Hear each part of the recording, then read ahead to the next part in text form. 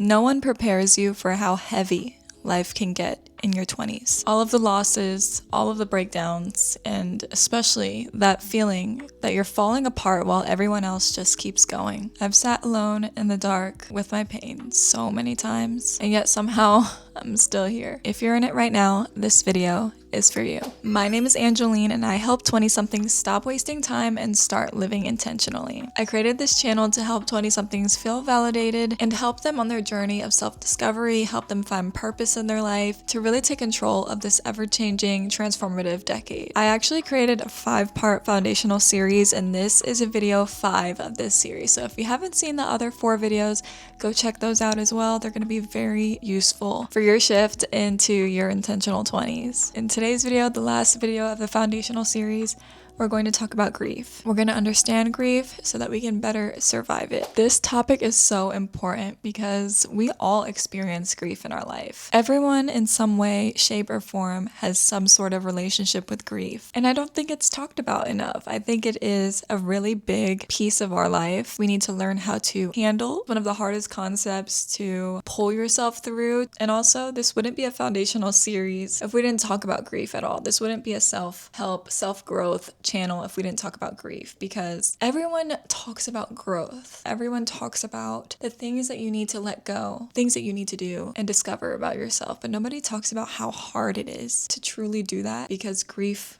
is usually the thing that follows. A couple of things that I went through in my life has shaped the way I view grief and has really shaped me and who I am. I already mentioned this a few times, but my parents separated in my 20s, and that was a very hard time of my life, of course. So I had the grief of my parents' relationship and being a full family. In my 20s, I also moved 4 times in 2 years. 2 of the times were moving by myself. After living most of my childhood in that childhood home with my family, so I had to kind of switch gears in what home actually was, grieving that home pretty much. Also during that time, I lost my great-grandmother. It was the first time I was really experiencing the death of a loved one in my 20s, in my adulthood. A lot of extended family issues came up during that time as well. So it's a lot of grief in all areas. That was all within 2 years of each other. I had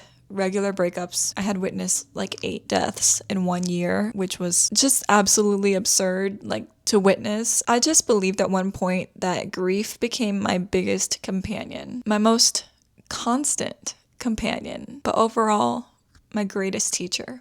Before we get into the core content of this video, here is your Daily Stoic passage for the day. I always like to start my day off with the Daily Stoic, reading at least 1 page a day. Here's the passage for the day that this video is uploaded, and I hope you guys can take something out of it. First, let's really talk about what grief is, because in order to really get through grief, we have to understand grief. We can't fight it. We have to fully understand what's happening so that we can find ways to get through them. Let's do a little ChatGPT definition of grief.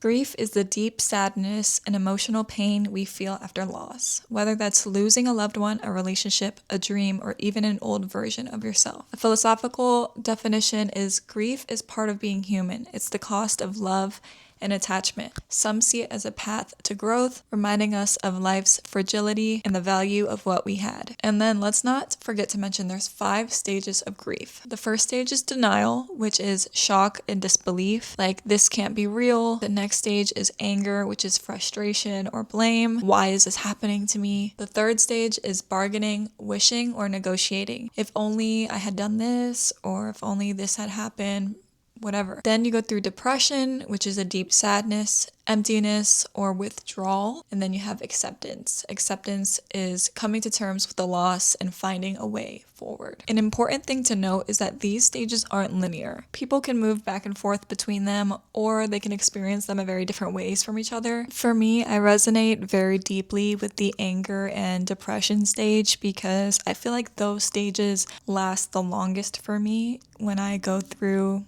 grief. I have had finally a space of acceptance for all the things that I went through in my early 20s. There are some things now, that I've been through in the last year. It hits sometimes. From my experience, acceptance is the best feeling. Like once you get to the point of acceptance, obviously it's still hard to think about, but I see it for what it is. I see it now. I accept that this is what had to happen, and I recognize the value of life afterwards. Life is short. These type of things happen. So we have to enjoy life as it comes and don't take our lives for granted, and the people around us, don't take them for granted. I think this acceptance stage that these things have happened has helped me find peace to be able to move forward. And I think that's why I'm finally in a place now where I can like speak about these things and not cry or like speak about them at all. I also don't believe that grief fully goes away. I think you just learn to live with it. You learn to live alongside it. And I think that goes with accepting the fact that grief is going to be a part of life. And we might as well not fight it and just accept the fact that it's here, accept the fact that we are going to experience it. And when it happens, it's going to be hard, it's going to be messy, it's going to be rough. With enough time, with enough work, it won't go away, but it'll get easier to manage. I've learned to acknowledge the fact that grief might be the moving factor through these last 4 years of my life. It was a reason why I was living my life numb. I was going through the motions. I was living on autopilot because feeling was so hard. I want you to know that there might be a real reason why everything you're also trying to work on isn't moving in the right direction, because you haven't fully accepted that this is probably the process that you're going through right now. You don't understand that process enough to give yourself the grace and the love and the validation that you need from yourself in order to pull yourself out of these deep dark holes, because you definitely can do that. I only had 2 real points for this video. Grief is already overwhelming, so I wanted to make this video seem less overwhelming, straightforward, because the 2 main things that you really need to do is truly understand grief, where grief is coming from in your life, if grief is moving through your life without you knowing with every action you take, and what you need to do in order to find healing, to find acceptance. So my next point that I wrote down is your guide to healing. This is where we're going to see where we can find that little space of peace within ourselves. Grief is such an overwhelming, all-encompassing thing sometimes. Sometimes it's not. Sometimes it's deep within and it's just moving through your life. Sometimes it's over-encompassing. Sometimes it's every day. It's overwhelming. It's everywhere. When I was in therapy to talk about grief, she said something. This thing just stays in my head. Sorry, that's my lip gloss if you're wondering. This is my lip gloss. It's just my brain needing to like move my hands and grab onto things while I'm talking. The way that she explained this made me single-handedly heal. That sounds so dramatic, but like with this concept, she single-handedly helped me for the rest of my life have a new perspective on grief and how to live with it for the rest of my life, because it's never going to go away. This circle right here is your brain of thoughts, right? This is your mind. And you have thoughts running back and forth. You're hitting these specific thoughts in your head on a daily basis. And when grief happens, it kind of all encompasses your brain. Your brain hits this grief circle of thought over and over and over again because it's fresh, it's new. You can't deny it. But over time, this circle becomes smaller. Time truly does heal, but it doesn't heal until time is met with action. And then now your grief looks like a small little dot. Your brain is still moving, your thoughts are still hitting whatever in here, but then on a random day, sometimes it's gonna hit that circle of grief. It's gonna feel like you didn't make any progress. It's gonna feel like you're backtracking. It's gonna feel like you're stuck in this pain. You'll probably have a mental breakdown. You'll probably feel like it's encompassing your brain over and over again, but then your mind starts wandering again. It becomes less likely for your mind to hit that little spot. Sometimes it gets bigger in the moment, sometimes it gets smaller, sometimes it stays the same for a long period of time. Any situation in my life that's hurting me, any triggers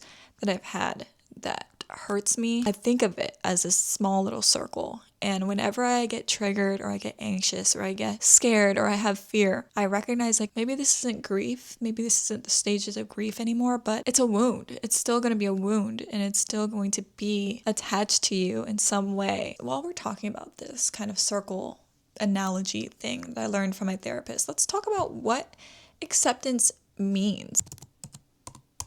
The definition of acceptance in terms of grief is it's the stage where you acknowledge the reality of the loss.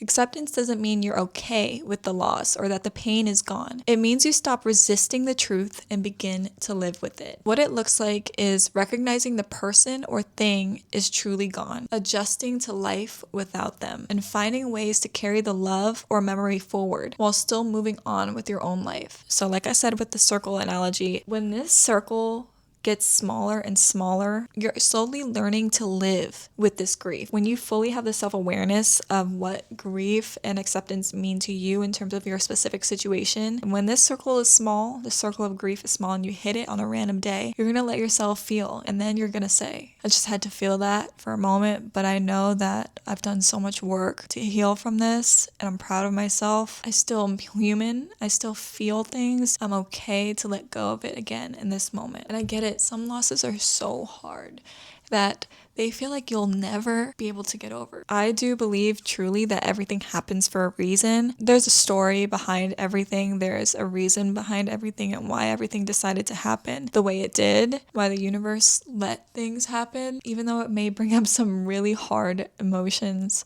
there's going to be a point where you recognize and you finally see that, like, hey, maybe I'll be okay. Maybe I can heal from this. Until you get to that point, you're doing the best that you can, and I assure you that this is not the end. A couple more things that I wrote down for this point is to not minimize your pain. Your pain is valid without explanation. Your feelings are completely valid. You don't need anybody to tell you if what you're feeling is right or wrong. Your pain is there. It exists. It needs to be comforted by you. It needs to be helped. Name what specific thing you're grieving. What pain does it hold for you? On what level is this loss for you?